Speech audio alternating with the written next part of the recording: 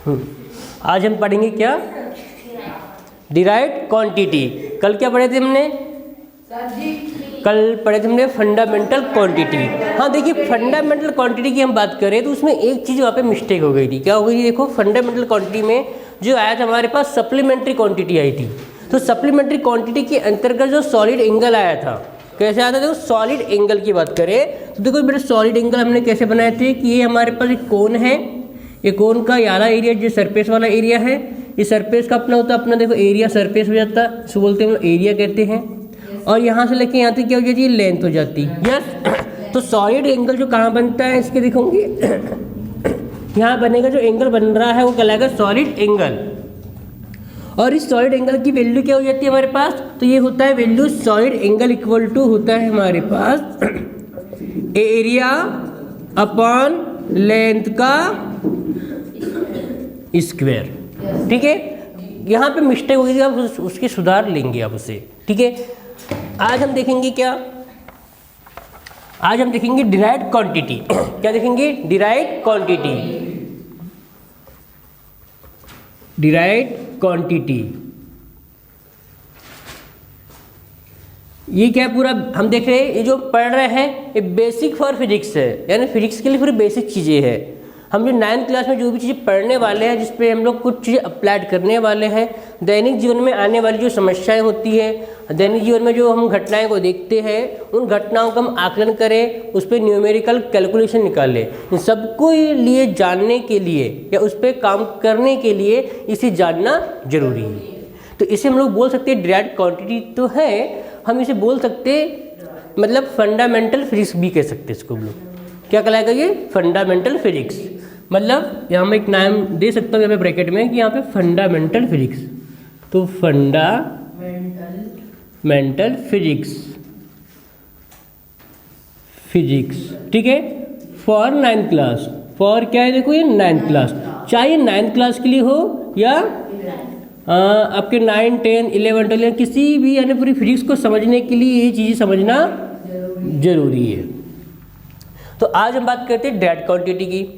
देखो, derived quantity में पहली कहानी हमारे पास ये बनती है कि हम लोग बात किया पहले स्पीड के बारे में। किसके बारे में? स्पीड, जिसे हिंदी में क्या कहते हैं हम लोग? चाल। क्या कहते हैं? चाल बेटा। और हम लोग पढ़ते हैं चाल बराबर क्या होता है? दूरी बटे समय। दूरी बटे समय होता है। अब मान के चलो कि यहाँ पे श्रुति जो है वो क्या कर रही है? एक वृत्ताकार क्या होता? पाथ होता। एक वृत्त के आकार का क्या है? पाथ है। या एक ग्राउंड है जो कैसा है? वृत्त के आकार का है। ओके, इसकी त्रिज्या हो जाती है हमारे पास r। और श्रुति जो है यहाँ से स्टार्ट करती है दौड़ना, इस पॉइंट से दौड़ना स्टार्ट करती है और दौड़ते हुए ये ए पॉइंट, फिर जाती है यहाँ पे बी पॉइंट पहुँच जाती है, इसके बाद सी पॉइंट आ जाती है, फिर यहाँ डी पॉइंट आ जाती है, फिर से कहाँ आ जाती है? ए पॉइंट आ जाती है।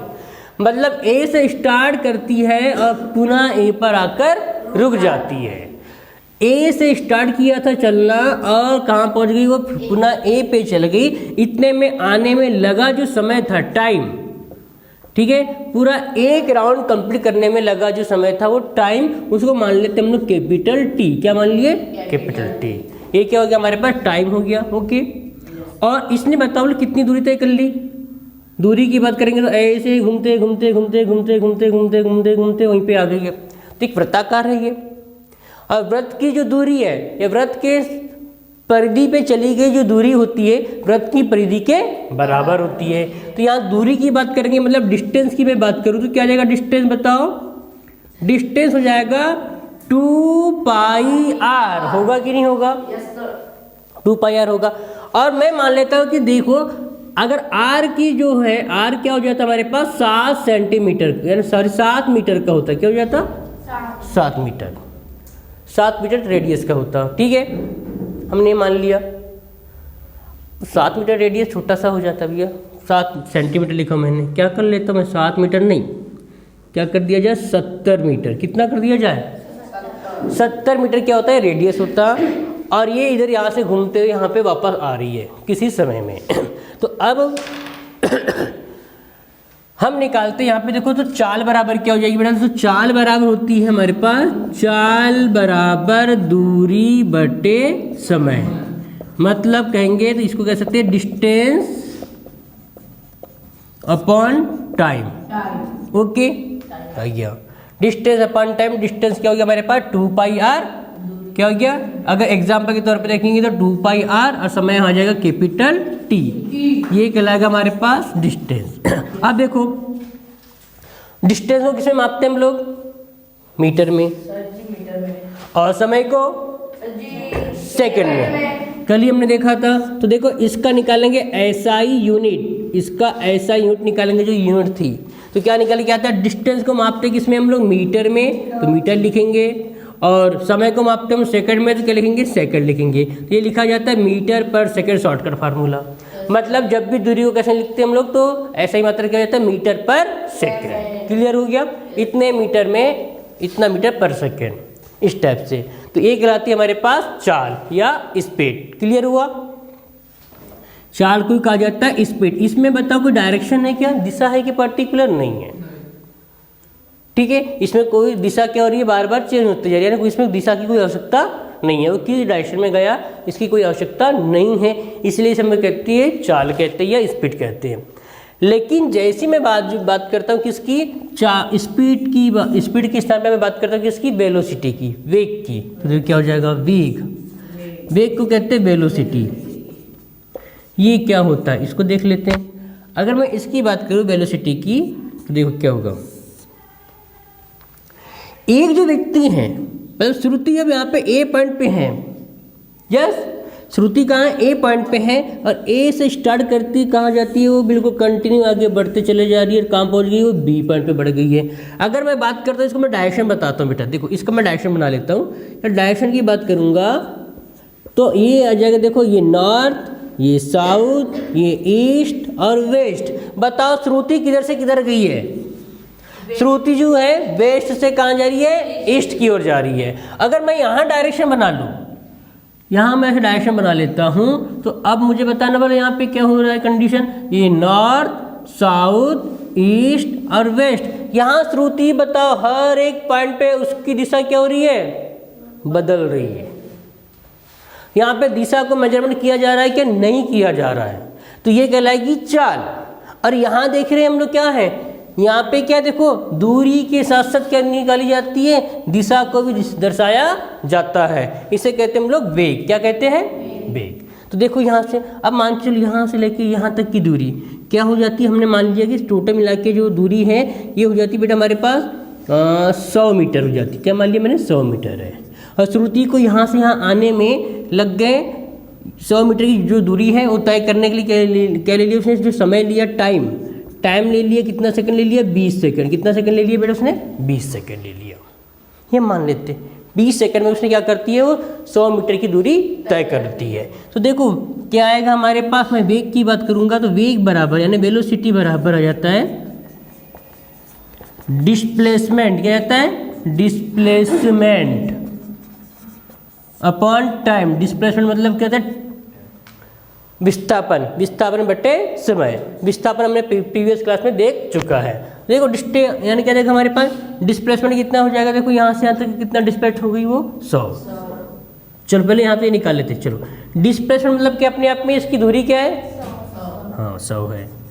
अगर मैं इसका ऐसा ही मात्रक की बात करूँ तो क्या आएगा, देखेंगे ऐसा ही मात्रक। देखो ऐसा ही मात्रक की मैं बात करता हूँ, ऐसा ही यूनिट की, तो देखिए डिस्प्लेसमेंट को मापते हैं किसमें, मीटर में, समय को मापते हैं सेकंड में, तो इसका भी ऐसे ही मतलब क्या गया, मीटर पर सेकंड। कोई दिक्कत यहाँ तक के। और देखो एक चीज़ और छोड़ दिया था मैंने, वो बचा था डायमेंशनल फार्मूला। यस, जैसे मैंने बोला लेंथ के लिए क्या लेके चलेंगे हम लोग, लेंथ के लिए लेके चलते कैपिटल एल, ठीक है। मास के लिए क्या लेके चलते थे, कैपिटल एम। टाइम के लिए क्या लेके चलते हम लोग, कैपिटल टी। और करंट के लिए क्या लेते हैं, करंट के लिए यानी एम्पियर आ जाता है हमारे पास, करंट जहाँ आता है, तो करंट के लिए क्या लेके चलते हैं, एम्पियर मतलब कैपिटल ए, इस टाइप से। और हमारे पास टेम्परेचर के क्या लेके चलते हैं, टेम्परेचर जो आता है तो उसके लिए लेके चलते हैं हम लोग कैपिटल के या थीटा भी कहीं कहीं लिया जाता है। ये हमने कर चुका था पहले ही। तो देखो यहाँ पर अगर मैं इसका क्या निकालता हूँ, विमीय सूत्र, क्या कहते हैं उसको, डाइमेंशनल फार्मूला, विमीय सूत्र। इसका शॉर्टकट फॉर्म क्या है, डाइमेंशनल फार्मूला, DMF लिखते हैं हम लोग, ठीक है, डाइमेंशनल फार्मूला। लेंथ को किस में माप रहे बेटा हम लोग देखेंगे तो, लंबाई को L में, टाइम को T में, तो क्या आ जाएगा यहाँ पे देखेंगे तो हमारे पास LT पर इनवर्स, ये आ जाएगा। और अक्सर क्या होता है, अगर हमको दर्शाना है तो क्या लिखते हैं, MLT, इसके फॉर्म में इसको लिखा जाता है। तो यहाँ पे द्रव्यमान है क्या, नहीं है, तो इसको क्या लिखा जा सकता है, द्रव्यमान को M0 LT इनवर्स लिखा जा सकता है। ठीक इसी प्रकार यहाँ बात करेंगे किसका, वेग का डायमेंशनल फार्मूला क्या जाएगा देखोगे, लेंथ के लिए L, टाइम के लिए नीचे में T, तो क्या आ जाएगा देखेंगे यहाँ पे, मास तो नहीं है, दूरी है, समय नीचे जाके कहाँ चले जाएगा, ऊपर, तो समय पे क्या लग जाएगा, 1 - 1 की पावर। यस, तो आपको कई बार क्वेश्चन कभी कभी पूछ लेता है कि वेग का या चाल का विमीय सूत्र क्या है, तो ये लिखेंगे। वेग या चाल का ऐसे ही मात्रक क्या, तो मीटर पर सेकंड लिखा जाता है, ऐसे हम इसको बना सकते हैं। क्लियर हुआ, स्पीड क्लियर हुई, वेग क्लियर हुआ। स्पीड में क्या करते हैं हम लोग, ओनली दूरी मापते, दिशा नहीं मापते। और इसमें क्या मापते हैं हम लोग, दिशा क्या है, स्पीड के साथ साथ दिशा भी मेजरमेंट की जाती है। तो यहाँ कैसे लिखेंगे हम लोग देखेंगे। अगर मैं यहाँ पे एग्जाम्पल की बात करूँ, याला एग्जाम्पल यहाँ पे ले सकते हैं, तो एग्जाम्पल जो हम लोग लेके चलेंगे, डिस्प्लेसमेंट कितना बेटा हमारे पास देखेंगे तो, वेलोसिटी की बात करेंगे तो बताओ, वेलोसिटी है 100, टाइम कितना लगा इसको 20 सेकेंड, क्या आ जाएगा हमारे पास काटने पे 5 मीटर पर सेकेंड, किधर जा रहा है, टूवर्ड्स क्या जाएगा हमारे पास, वेस्ट टू ईस्ट। क्लियर हुआ कि ये गति कहाँ हो रही है, पश्चिम से पूर्व की ओर, या श्रुति जो है वो पश्चिम से पूर्व की ओर 5 मीटर पर सेकंड की रफ्तार से जा रही है। ये कहलाएगा हमारे पास वेग, ठीक है, यस। और यहाँ की बात कर, इसका एग्जाम्पल निकाले क्या, चलो यहाँ पे तो हमने दिया था भैया, ये 70 मीटर दे दिया था, ठीक है, यहाँ पे टाइम नहीं दिया था, टाइम देते तो यहाँ से भी निकाल सकते हैं। ओके, ये क्लियर हो, इतना आगे बढ़े। वेग हो गया हमारे पास, क्या हो गया, स्पीड हो गया। अब बात करते हैं किसकी, त्वरण की। किसकी बात करेंगे, त्वरण, ठीक है। क्या हुआ, आप इधर बाहर चले गए तो देखने।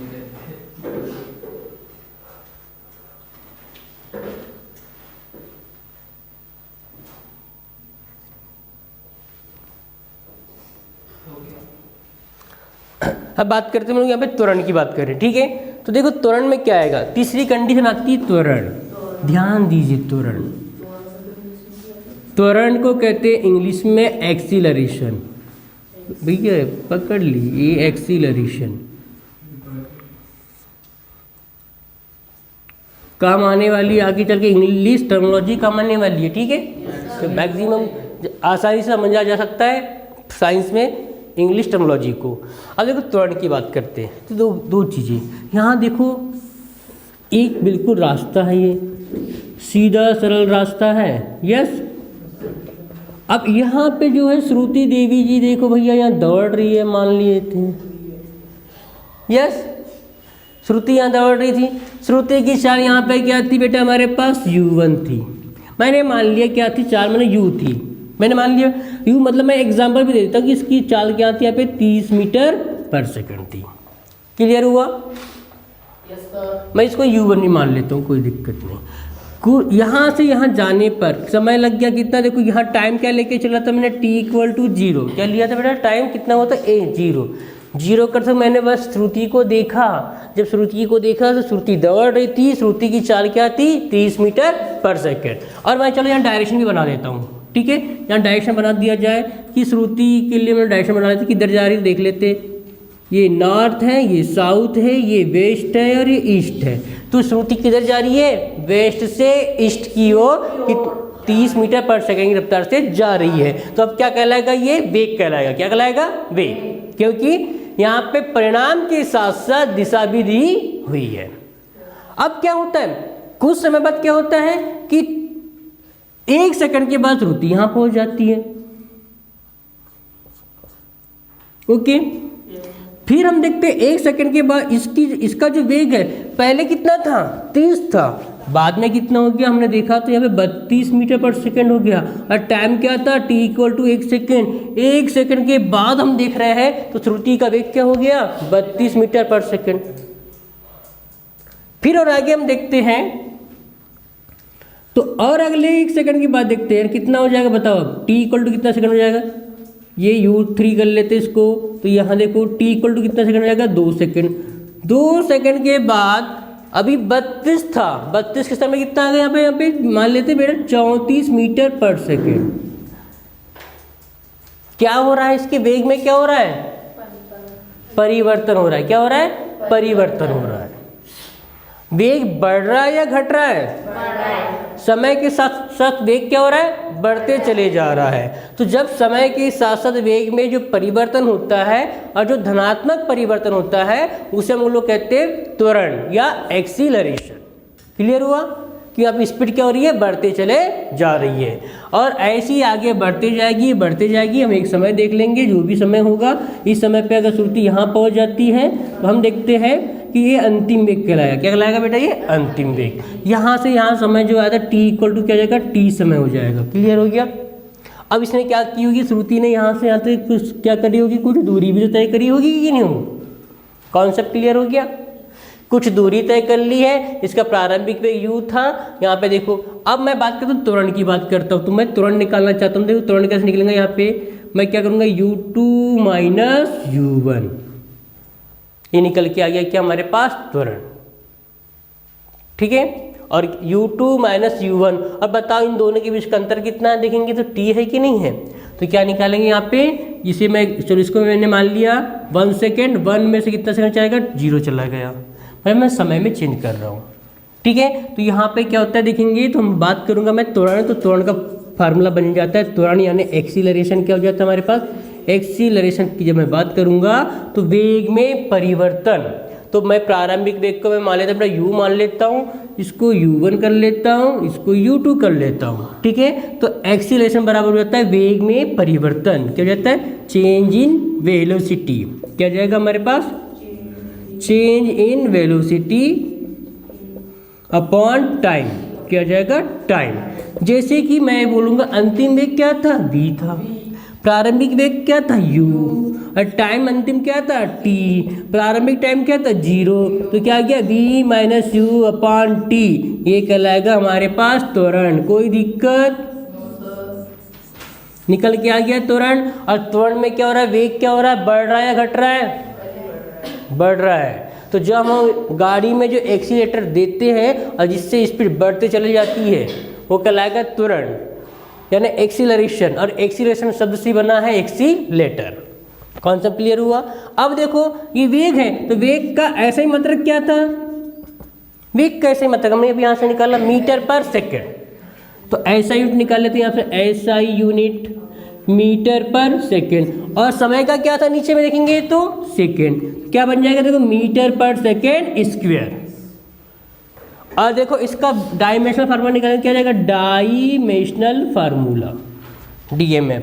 तो क्या आ जाएगा बेटा, देखेंगे इसका क्या था हमारे पास, LT इनवर्स था, नीचे में फिर से आ जाएगा T, तो क्या जाएगा देखेंगे LT पे -2 की पावर, ये ले सकते हैं।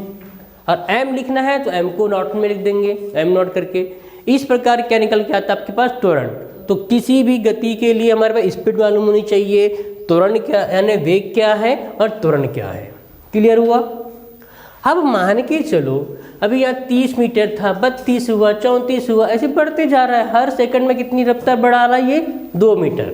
तो इसका त्वरण क्या हो जाएगा बताऊंगा। अगर मैं एग्जाम्पल को लेके चलूँ, ऊपर में क्या एग्जाम्पल को लेके चलूँ तो त्वरण A देखो, अंतिम वेग कितना है यहाँ पे, यहाँ से निकाल लेते हैं। अंतिम वेग कितना है 32, प्रारंभिक वेग कितना है 30, अंतिम समय कितना है 1, प्रारंभिक समय कितना है 0, कितना जाएगा 2 के बट्टे में 1, तो क्या लिखेंगे यहाँ पे 2 मीटर पर सेकेंड स्क्वायर। क्या निकल के आया, त्वरण।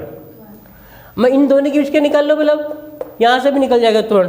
अगर आप उससे नहीं करना चाहते तो इससे भी कर लीजिए। तो देखेंगे त्वरण बराबर क्या जाएगा, अंतिम वेग कितना है हमारे पास 34, प्रारंभिक वेग कितना हमारे पास 32, अंतिम समय कितना था 2 सेकेंड, प्रारंभिक समय कितना था 1 सेकेंड। तो क्या जाएगा 2 के बटे में 1, तो क्या लिख रहा है देखो 2 मीटर पर सेकेंड स्क्वायर। क्लियर हुआ कि हर एक सेकंड में कितनी स्पीड बढ़ा रहा है, ये 2 मीटर बढ़ा रहा है, और जो स्पीड बढ़ा रहा है वही कहलाएगा त्वरण।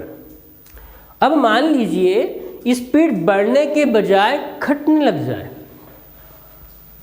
स्पीड बढ़ने के बजाय क्या हो जाती, घटने लग जाती।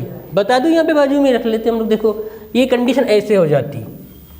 अरे लिखे नहीं हो ना आपने, लिख लीजिए पहले 2 मिनट, इसको आप लिख लीजिए। स्पीड यानी इसे बोलेंगे वेलो, स्पीड यानी क्या जाएगा हमारे पास 4, ये पहले लिख लीजिए बेटा आप, ठीक है। उसके बाद मैं बता रहा हूँ आपको त्वरण का ऑपोजिट, जैसे स्पीड घटने लग जाती है तो उसे कहते हैं हम लोग मंदन कहते हैं, रिटार्डेशन। हाँ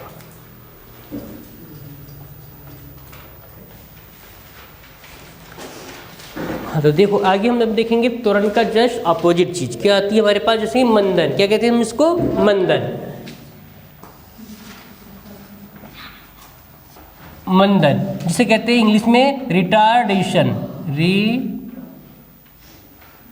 रिटार्डेशन, ठीक है, रिटार्डेशन। रिटार्डेशन का अर्थ क्या हुआ देखिए, अब हम यहाँ पे इसको समझते हैं डायग्राम से। जैसे कि फॉर एग्जांपल ये चौथा नंबर है बेटा हमारे पास, कि फिर से हम उसी बच्चे को लेके आते हैं जो दौड़ रहा है, ठीक है, ओके। अभी हमने यहाँ देखा था, बाजू वाले डायग्राम में दिखाई देता है कि पहले इसकी स्पीड क्या आती है 30 मीटर, 1 सेकंड के बाद क्या होगी 32 मीटर, तीसरे सेकंड में क्या होगी 34 मीटर, फिर तीसरे में हो जाएगी हमारे पास 36। ऐसे हर एक सेकंड में 2-2 मीटर के करीब अपनी स्पीड बढ़ाते चले जा रही है। जितनी स्पीड में जो चेंज हो रहा है वो कहला रहा है त्वरण। यस, वो क्या कहला रहा है, त्वरण कहला रहा है। लेकिन हम यहाँ देखेंगे कि अब स्पीड क्या हो जाती है, सपोज दैट मान लो कि आगे दौड़ रही है, दौड़ते जा रही है, आगे कुत्ता मिल जाए, तब क्या करेगी, अब अपनी स्पीड को क्या करेगी, वो कम करना चालू कर देगी। तो वही कहानी होगी हमारे पास कि ये मान के चलो आ चुकी थी, देखो यहाँ पे जब दौड़ रही थी तब इसकी स्पीड हम मान लेते कितनी हो जाती है हमारे पास, यहाँ मैंने मान लिया 30, 32, 34, 36, 38, 40 की स्पीड से दौड़ते चले जा रही थी। जब वो हमने देखा वो 40 मीटर पर सेकंड रफ्तार से दौड़ रही है, और जब हमने देखा तब टाइम क्या ले लिया, 0 टाइम। जब मैं t = 0 रखूंगा मतलब मैं क्या कर रहा हूँ, उस समय ऑब्जर्वेशन स्टार्ट कर रहा हूँ, ओके। इसका अर्थ ये होता है। अब क्या हुआ, सामने यहाँ पे डॉगी है, बड़े खूंखार डॉगी देख रहा है, मुझे डॉगी बनाते नहीं आता, देख लेते, मान लीजिए डॉगी है, ओके। आगे बढ़ रहा है ये, तो आगे क्या हो जाएगा, ये अपने अगले सेकंड में क्या करेगी, t = 1 सेकंड के बाद इसकी स्पीड हो जाती है हमारे पास कितनी हो जाती है, 38 मीटर पर सेकंड हो जाती है, ठीक है। यहाँ पहुंची तो u1 वेलोसिटी, फिर अगले सेकंड में यहाँ पहुंची क्या हो जाएगी, इसकी स्पीड क्या हो जाएगी 36 मीटर पर सेकेंड, ठीक है। t = 2 सेकंड पर, t = 1 सेकंड पे 36 मीटर पर सेकंड। तो क्या हो रही है स्पीड देखेंगे, और एक समय आता है कि इधर जाके क्या हो जाता है, ऐसे आगे चलेंगे तो फाइनल वेलोसिटी क्या होती है आपकी 0 मीटर पर सेकेंड। मतलब यहाँ पे आके क्या हो जाती है, t = t टाइम पे स्टॉप हो जाती है, रुक जाती है। यानी क्या होगी, यहाँ के 0 मीटर पर सेकंड का अर्थ क्या हो गया, ये हो गया हमारे पास रेस्ट, मतलब क्या है, अब ये रुक चुकी है, अब दौड़ नहीं रही है। ऐसी कंडीशन में हम लोग देख रहे हैं इसके वेग में क्या हो रहा है, बार बार परिवर्तन हो रहा है। और कैसा परिवर्तन हो रहा है, ऋणात्मक, मतलब अपनी स्पीड क्या कर रही है, ये कम करते चले जा रही है। और यहाँ आने के बाद बंदा बल्ले बल्ले करके नाच रहा है, ठीक है, खड़ा हो गया, अब आगे मुझे दौड़ना नहीं है, ठीक है। तो हमने देखा यहाँ पे पहले स्पीड बढ़ रही थी, तो यहाँ जितनी स्पीड में चेंज हो रहा था पर सेकेंड वो कहला रहा था हमारे पास त्वरण। और यहाँ पे स्पीड में कमी हो रही है, और जितनी कमी हो रही है पर सेकेंड वो कहला रहा है हमारे पास मंदन। मंदन तो देखो कैसे निकालेंगे, अगर मैं मंदन की बात करूँ तो वही देखो बिल्कुल एक्सीलरेशन के जैसा, फाइनल वेलोसिटी निकाल लेते हैं। फाइनल वेलोसिटी देखते यहाँ पे देखो, फाइनल कितनी थी हमारे पास, ले लिए 30, अंतिम वाली 30, प्रारंभिक वाली 40, अपॉन में समय क्या अंतिम वाला 1, प्रारंभिक समय क्या था 0, तो क्या निकल के आएगा बेटा हमारे पास देखेंगे तो -2 मीटर पर सेकेंड स्क्वायर। मतलब हम लोग देख रहे हैं सिर्फ क्या सिंबल लग जा रहा है, माइनस का। त्वरण का जस्ट अपोजिट क्या हो जाता है, मंदन। मंदन क्या करता है, किसी भी वस्तु की गति को रोकने का काम करता है। त्वरण क्या करता है, किसी भी वस्तु की गति को बढ़ाने का काम करता है। दोनों में अंतर समझ में आया? यस, वस्तु या तो चल रही है तो या तो उसकी गति बढ़ती चली जाएगी या तो उसकी गति कम होती चली जाएगी या तो एक नॉर्मल स्पीड से बढ़ते चले जाए, उसे कहते हैं हम लोग, वहाँ पे क्या जाते हैं कांस्टेंट स्पीड। ठीक है, जब वहाँ पे त्वरण क्या हो जाता है 0 हो जाता है। इस प्रकार से यह आ जाएगा हमारे 5वां। ठीक है, तो नोट कर लीजिए अब इसको।